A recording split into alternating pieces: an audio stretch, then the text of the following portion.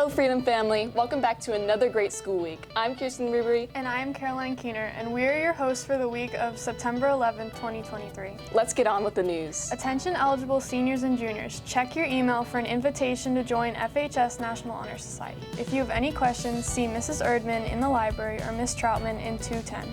Completed applications are due September 18th. Freedom's Picture Day is Wednesday, September 20th. Everyone will have their picture taken for their new ID, so put on your best smile. I know what I'm going to wear that day. I haven't decided yet, but I have a few options picked out. The coffee shop is now open for business during blocks 1, 2, and 4. We have hot chocolate, coffee, tea, lemonade, water, and a variety of snacks. Everything is just $1. Please call 53703 to place your order for delivery. I could go for a hot chocolate right now. You know, me too. If you're ever hungry in the morning, breakfast in the cafeteria is free. It's served until 7:25. Now I can finally eat breakfast in the morning. Now let's go to David in London to ask questions about the 9/11 flag placing. Thank you, Kirsten. I'm David Blance. And I'm London McTeer. Today is September 11th, 2023. 22 years ago, tragedy struck our nation and left us devastated. Annually, Freedom High School has conducted a memorial service to honor the lives taken on September 11th, 2001. Today we are here talking to those who made this event possible. I'm here with Mr. Schuler. How you doing? Very good. How are you? It's good to hear. So, on this day, what do you do to commemorate this important day? So traditionally, what we've done is we organize a group of students. It can be anybody from various classes, anybody who wants to get involved, to come out early on the morning of September 11th to plant flags. This is something that Freedom has done in the 22 years since the 9/11 attacks, to remember those people who lost their lives on that day. So what inspired you to continue this? Well, the inspiration comes from always wanting to remember 9/11 and the attacks that happened. It is called the 9/11 Never Forget Project, but this was a project that was started with two previous social studies teachers who've now retired, Mr. Tossi and Mr. Walesa. They had organized groups of students over the last 22 years to participate in the 9/11 Never Forget Project.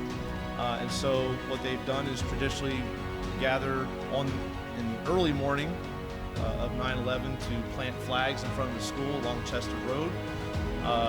And typically we get anywhere from 50 to 75 kids, parents, other community members who want to come out and be a part of that day to commemorate those lives that were lost.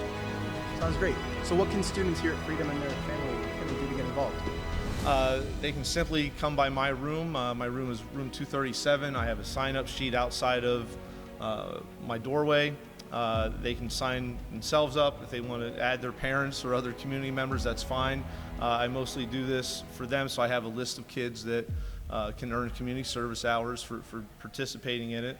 But it's something that, again, really brings the community together. We've had veterans come with relatives and be a part of it, and it's really become something over the last 22 years that I think, in a way, people look forward to, knowing that we're going to remember those who lost their lives on that day.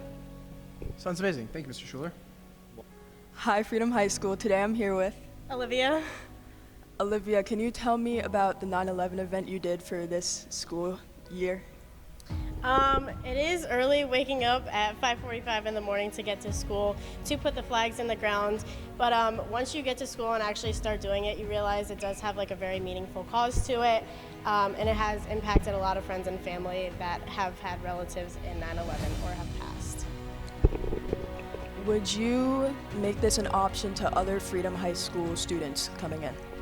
I would 100% recommend this to everybody that's an underclassman. Get the opportunity to do it. You do get community service for it, and it is special to some families that are a part of this. That's awesome. Thank you, Olivia. Thank you to those who participate in this event. We appreciate everyone coming out early this morning to take part.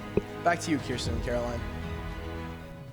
Thank you, David in London. It was great to learn more about the 9/11 flag placing. I hope everyone saw the flags on their way to school. Now to Jackie and Aiden for club news. Thanks, Kirsten and Caroline. The beginning of the school year is a good time to join one or more of the many amazing clubs here at Freedom. Let's take a look at all your options this week. The ASL Club will have their first meeting this Tuesday in room 132. ASL experience is not required. Stop by and see what's going on if you're interested. They will be holding meetings every other Tuesday. Their next meeting will be September 26th. Pen and Ink, the club that publishes Freedom's literary magazine, will have their first meeting of the year on Wednesday, September 13th, after school in room 211. If you're interested, it is highly encouraged to attend. On Monday, the Gender and Sexuality Alliance meets in 205. On Tuesday, the debate team meets in 602, feet in 143, chess club in 205. On Wednesday, the Freedom Forum meets in 602 and chess club in 205. Lastly, on Thursday, the debate team meets in 602, the Black Excellence and Joy Club in the library, the French Club in 131, and finally, the Feet Club in 143. Stay tuned for more clubs starting up in the next few weeks. Back to you, Carolyn and Kirsten. Despite it turning fall, winter sports are warming up.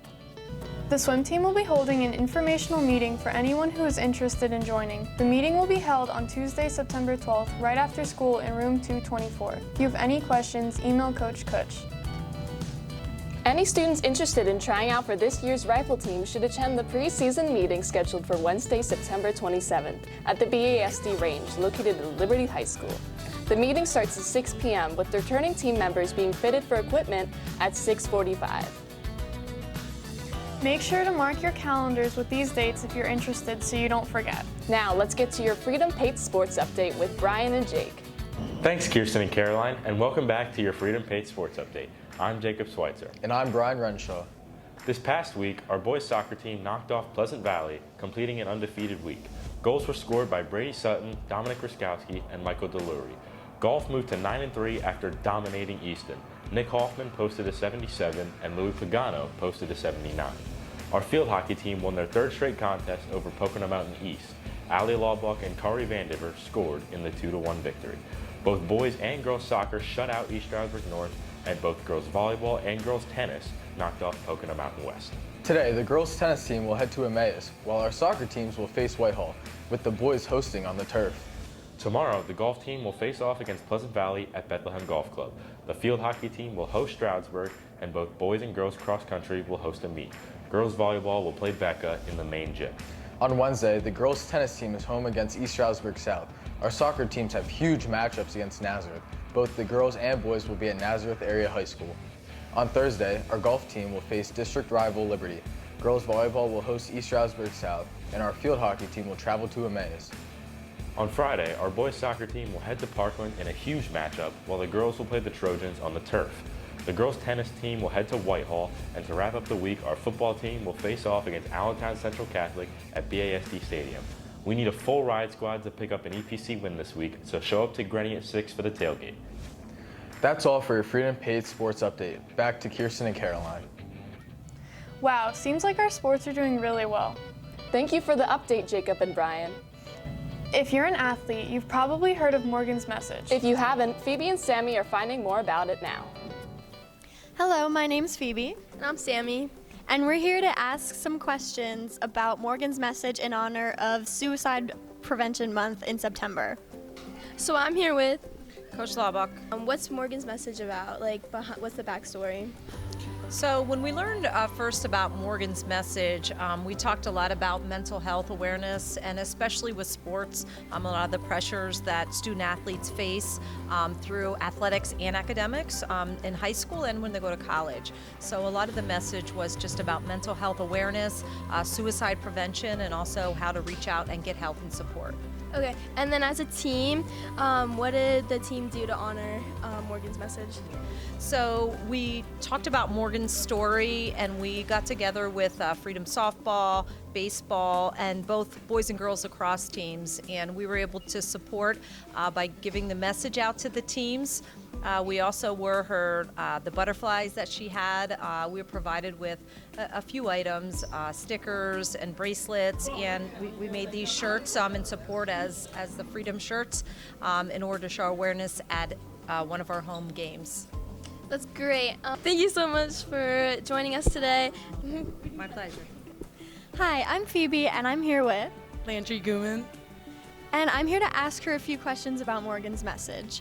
So first of all, what sports team were you on that celebrated Morgan's Message? I was on the girls' softball team. And how did you guys honor Morgan's Message? Like, what did you do to kind of celebrate the cause? We got together like as a team and we talked about what the meaning was of Morgan's Message. And then when we played Liberty, we wore our t-shirts as a warm-up. And what does Morgan's Message personally mean to you? I think it really helps student athletes like myself feel much more comfortable opening up and going to teammates or coaches when you really need help. Thank you so much. And now I'm here with Nick Moniz. So what sports team were you on? I'm on the boys lacrosse team here at Freedom. So as a team, how did you guys honor Morgan's Message and celebrate the cause? We dedicated our first game to the cause of Morgan's Message, and we wore our t-shirts for warm-ups, and we all had our bracelets on, and we also had stickers on the back parts of our helmets that we wore every game. And personally for you, what does Morgan's Message mean, and how does it resonate with you? I just thought it was really nice knowing that somebody was always there to talk to me and listen to me if I needed to. Personally, if I had struggles with a lot of stuff going on or anything, it was just nice knowing that somebody was there to be able to listen to me and see where I'm coming from. Thank you. And that's it for our interviews today. Phoebe, what did the girls lacrosse team do for Morgan's Message? For Morgan's Message, we kind of did the same thing as the boys. We had warm-up shirts, bracelets, and we had kind of a little ceremony or a moment of silence before our Morgan's Message dedication game to honor the cause. That's so sweet. Back to you, Caroline and Kirsten. Thank you, Sammy and Phoebe, for teaching us a little bit more on Morgan's Message. Morgan's Message is such a great way to learn more about mental health and how important it is to students and athletes. Next Friday is the start of National Hispanic Heritage Month. Throughout the month, we are celebrating by sharing well-known Hispanics and their impact on the world. Selena was a Mexican-American singer, songwriter, model, fashion designer, and spokesperson. She began her career with her family band, Selena y los Dinos, which later became just Selena. She was the first female Tejano artist to win a Grammy for Best Mexican-American Album. She later became known as the Queen of Tejano music. Sadly, as she was growing to be a star, she was killed by the manager of her fan club in 1995. Even after she passed away, she left a huge impact on Hispanic communities with her art and music. Bad Bunny is a Puerto Rican rapper and songwriter. He first began his career by sharing his music on SoundCloud that resulted in calls from producers and a music manager. He later became a huge artist and was the first artist to have an all-Spanish album to reach #1 on the Billboard's 200. His music continues impacting and supporting Puerto Rican communities to this day. Thank you for everyone who made this broadcast possible. That wraps up the news for this week. If you are interested in joining the Freedom Forum, we meet every Wednesday in room 602. You can follow us on Instagram at FHS Forum. Have an amazing week, Freedom!